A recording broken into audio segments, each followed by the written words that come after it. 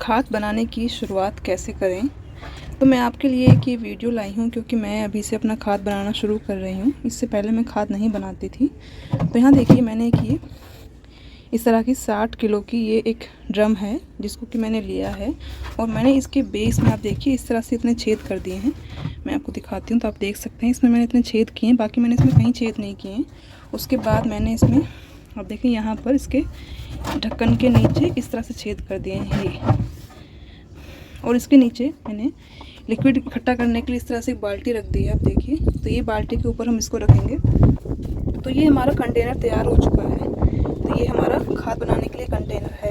अब इसमें हम इसके नीचे वो हम क्या मतलब कैसे इसको हमें भरना है तो उसके लिए मैं आपको बताती हूँ। ये मेरा डेली का किचन कंपोस्ट है, यानी कि जो डेली किचन वेस्ट जो निकलता है।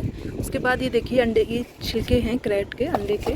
उसके बाद ये मेरा घर का जो वैसा वेस्ट निकलता है जिसमें कि पॉलीथीन भी होती है, तो इसको हम छाँटेंगे कि इसमें से हम जो हमारा पेपर वगैरह है उसे हम कंपोस्ट में यूज़ करेंगे, और जो हमारा पन्नी वगैरह जो भी है इस तरह के रैपर हैं इनको हम रिसाइकल के लिए दे देंगे। उसके बाद जो आपकी छत की सफाई करने के बाद जो मिट्टी निकलती है इस तरह से देखिए, इसको भी हम खाद में यूज़ करेंगे। मैं इस तरह से छत पे से जो कटिंग निकलती है उनको भी सुखाकर इस तरह से रख लेती हूँ। ये कंपोस्ट में हमारा ब्राउन्स का काम करते हैं, तो जो हमें ग्रीन और ब्राउन का जो बैलेंस करना होता है उसके लिए बहुत अच्छे से काम आते हैं। ये जो हमारे गार्डन से शेडिंग्स निकलती हैं, यानी कि ये मैंने ग्लोई की बेल अपनी हटाई है, ये काफ़ी ज़्यादा बढ़ गई थी, क्यारी में लगी हुई थी। तो इसको हम ऐसे ही नहीं डालेंगे, इसको हम पहले सुखाएंगे 2 दिन धूप में। उसके बाद इसको हम अपनी कंपोस्ट में यूज़ करेंगे, जिससे कि क्या होगा, हमारा जो ग्रीन और ब्राउन का जो वेस्ट है वो रेशियो जो है वो बरकरार रहेगा, उसमें गीलापन बिल्कुल नहीं आएगा। अगर आप इसको अच्छी तरह से अपने कंपोस्ट में यूज़ कर लेंगे तो हो सकता है कि आपके कंपोस्ट का जो गीलापन है वो ज़्यादा बढ़ जाए। तो इस तरह से हम नहीं डालेंगे। हमेशा आप कोशिश करिए, अगर आपके पास ब्राउन्स नहीं हैं, सूखे पत्ते नहीं हैं, तो जो भी आपका जो टेरेस गार्डन से या अपने गार्डन से जो भी वेस्ट निकलता है आप उसको 2 दिन धूप में ड्राई करें, और उसके बाद आप इसको अपने टेरेस जो कंपोस्ट आपका जो बिन है उसको तैयार करने में आप जो है उसको यूज़ करें। देखिए इस तरह से मैंने मिर्च की कटिंग की थी तो मैंने इसको यहीं छोड़ दिया था, तो ये अब सेमी देखिए सूख चुका है। तो इसको हम ब्राउन्स के तौर पर यूज़ करेंगे। बाकी देखिए वो जो कटिंग्स वगैरह जो मैं डेली अपने प्लांट्स में से निकालती हूँ, पत्ते होते हैं या जो भी छत का कूड़ा वगैरह निकलता है उसको हम इस तरह से यूज़ करेंगे। तो ये देखिए, तो ये जितने भी हमारा है इसको हम इकट्ठा कर लेंगे और इसके बाद अब हम कंपोस्ट में यूज़ करेंगे। तो मैं आपके साथ फ़र्स्ट टाइम जो है वो कंपोस्टिंग की जो ये इसका आप इसको क्या बोल सकते हैं, मेथड बोल सकते हैं, वो शेयर कर रही हूँ। मैंने भी इससे पहले आज तक प्रॉपर जो कंपोस्टिंग करने का जो तरीका होता है वो कभी यूज़ नहीं किया है। मैं हमेशा लिक्विड फर्टिलाइज़र का ज़्यादा यूज़ करती हूँ, लेकिन इस बार मैंने सोचा है, क्योंकि मेरे पास काफ़ी ज़्यादा सवाल आ रहे थे कि आप कैसे अपने प्लांट्स को क्या फर्टिलाइज़ करती हैं। तो मैं जो थी पहले डायरेक्ट मिट्टी में ही उसको गड्ढा खोदकर उसको क्यारी में दबा देती थी, या जो मैं नए गमले तैयार करती थी उसमें उसको नीचे बेस में मिट्टी डालकर 4 इंच 5 इंच की लेयर मिट्टी की डालकर उसी के ऊपर अपना जो कंपोस्ट होता था उसको सेमी ड्राई कर उसको बिछा देती थी। लेकिन उससे जो प्रॉपर जो खाद होती है, या कई बार ऐसा होता था कि मिट्टी गीली होने की वजह से उसमें स्मेल होती थी। तो मैंने इस बार सोचा है कि मैं प्रॉपर जो कंपोस्टिंग है वो बनाऊँ, जिससे कि जो मेरे व्यूवर्स हैं उनको भी हेल्प हो सके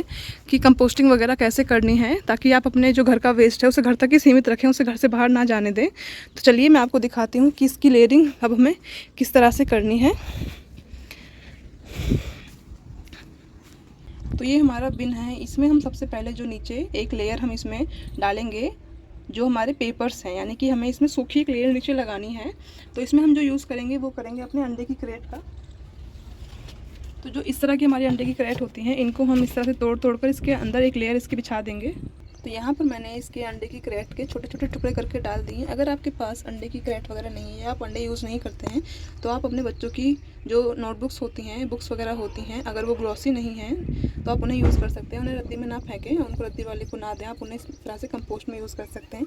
इसके बाद अब हम इसके ऊपर एक लेयर जो हमारी छत पर जितने भी सूखे पत्ते वगैरह हैं उनकी डालेंगे। तो इसमें जितना भी मेरी छत से अभी फ़िलहाल जो ड्राई वेस्ट निकला है वो सब मैंने इसमें डाल दिया है। इसके बाद इसमें हम किचन वेस्ट डालेंगे ऊपर से। तो इसमें मैंने अपना किचन वेस्ट डाल दिया है। आपको इसे अभी कुछ नहीं करना है, आपने इसको इसी तरह से छोड़ देना है। आपने इसको छेड़ना नहीं, इसमें पानी वानी कुछ नहीं डालना है।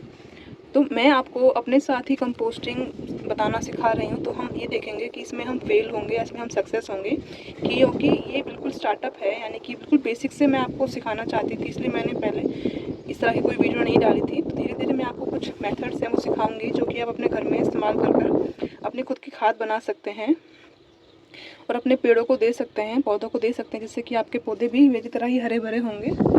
पर आपको अपनी छत से काफ़ी अच्छी जो है हार्वेस्टिंग मिलेगी। तो इसको अभी हम इसके ऊपर थोड़ी सी मिट्टी डाल देंगे। इस कंपोस्ट जो हमने इसके ऊपर जो ग्रीन वेस्ट जो डाला है उसके ऊपर थोड़ी सी हम मिट्टी डालेंगे। इसके बाद इसको हम ढक देंगे। तो जो मेरे घर के कूड़े में से जो पेपर्स वगैरह निकले थे वो भी मैंने इसमें डाल दिए हैं। इसको हम ढक्कन लगा देंगे और इसे हम बिल्कुल भी नहीं छेड़ेंगे अभी, जब तक कि ये तकरीबन हमारा आधा ना भर जाए। अगर आप भी अपने टेरेस गार्डन में या अपने गार्डन में इस तरह की हरियाली चाहते हैं और आप चाहते हैं कि आपको सब्जियां आपको लगाने का शौक़ है, फ्रूट्स के प्लांट्स लगाने का शौक़ है और आप चाहते हैं कि आपके भी छत से हार्वेस्टिंग वगैरह हो, तो आप इस तरह से अपने सस्टेनेबल जो गार्डनिंग होती है उसे आप कर सकते हैं, जिसमें कि आपको खाद वगैरह का यूज़ जो है वो बाहर से कम हो, जिससे कि आपका खर्चा भी बच सके। तो ये एलिफेंट प्लांट है कि इस तरह से पत्तियाँ जो निकलती हैं, या तो आप इसको इसमें डाल दीजिए क्यारी में ही, ये अपने आप ही डिकम्पोज हो जाती हैं। आप इसको सुखा लीजिए। ये देखिए लेवेंडर।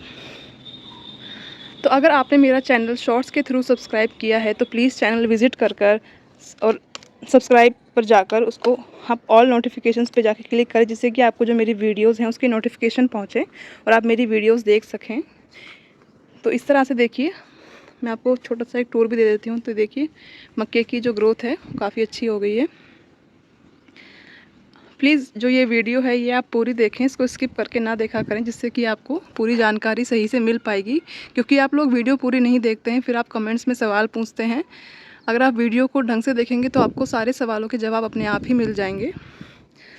मिर्च की मैंने कटिंग कर दी थी, क्योंकि उसके पास हम जब ऑर्गेनिक गार्डनिंग करते हैं तो हमारे पास कोई चारा नहीं होता है। अगर आपके प्लांट्स में ज़्यादा पेस्ट का अटैक हो जाए, क्योंकि उससे ये खतरा होता है कि एक प्लांट में लगा है तो दूसरे में लगने का खतरा भी होता है, तो आपको उसे कट कर देना ही बेहतर है। तो ये मैंने कटिंग्स कर दी हैं और ये देखिए इसमें दोबारा से फिर ये फूट कर भी आ गई। मिर्च के प्लांट और बैंगन के प्लांट जो होते हैं वो काफ़ी लंबे समय तक चल जाते हैं। अगर उसको आप टाइम पर प्रून कर दें तो वो दोबारा से रीग्रो होकर आपको फिर से हार्वेस्टिंग दे सकते हैं। हो सकता है कि हार्वेस्टिंग जो है आपकी कम हो जाए टाइम के साथ, लेकिन वो आपको हार्वेस्टिंग देंगे। और ये करेले की बेलें हैं, देखिए चढ़ गई हैं। आई होप कि मुझे करेले मिलेंगे। ये तोरी है। सनफ्लावर देखिए अपने ही फूलों की वजह से झुकने लगा है। तो ये देखिए कितना इसका जो फूल है वो खूबसूरत है। उसमें देखिए इस तरह से इतना ज़्यादा मीलीबग का जो अटैक है वो हो रहा है इसमें। तो इसको मैं बस अब हटा ही दूँगी, क्योंकि मुझे खतरा होता है कि ये मेरे दूसरे प्लांट्स में भी लगेगा।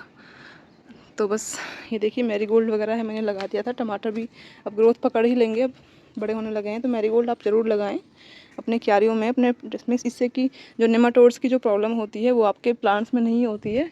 ये देखिए बरबटी भी छत पर जाल पर चढ़ गई है और अब इधर उधर फैलेगी, तो ये अपने आप ही ग्रोथ पकड़ लेंगे। तो बस अभी यही अपडेट चल रहा है। तो ये देखिए घिए वगैरह भी काफ़ी अच्छे हैं। ये देखिए पोई का साग, ये इसका पत्तों का साइज़ देखिए मेरे हाथ के से तो काफ़ी बड़े बड़े हैं। मैंने इसमें से जो ग्लोई की बेल थी वो हटा दी थी, क्योंकि मुझे ऐसा फील हो रहा था कि उसकी वजह से मेरी क्यारी के जो सब्ज़ी के जो प्लांट्स हैं उनकी अच्छे से ग्रोथ नहीं हो पा रही थी। तो मैं उसे कहीं और लगा दिया है। तो इन पत्तों को हम इसमें से निकाल लेंगे, ऐसे में पड़े रहने देंगे, जिससे कि ये भी कंपोस्ट बन जाएंगे। तो ये बेल हैं जो कि पम्पकिन की यानी कद्दू की हैं। तो ये चल रही हैं, देखते हैं इसमें फल वगैरह आते हैं कि नहीं आते हैं। खीरे थोड़ा सा मुझको टफ टाइम दे रहे हैं, इसमें थोड़ा एक तो ख़राब हो गया है। ये देखिए धनिया जो मैंने पहले लगाया था पालक के साथ वो उस टाइम पर नहीं उगा था, लेकिन अब धीरे धीरे दो चार प्लांट निकल रहे हैं। तो आपको जब इस तरह से आप जब बीज लगाते हैं और वो जब आपने बोए हैं और वो उस टाइम पर नहीं हो पाते हैं, तो आप समझिए कि उसका उस टाइम पर टाइम नहीं था। आप उसको पहले से उगाने की कोशिश कर रहे थे, लेकिन वो आपको बीज में फिर से ग्रोथ दिखाई दे। तो आप इस बात को समझें कि जो आने वाला टाइम है वो उसका ग्रोइंग पीरियड है, यानी कि अब धनिया आप लगा सकते हैं अपने टेरेस गार्डन में। अगस्त लग चुका है, बारिशें बहुत कम हो चुकी हैं सब जगह ही।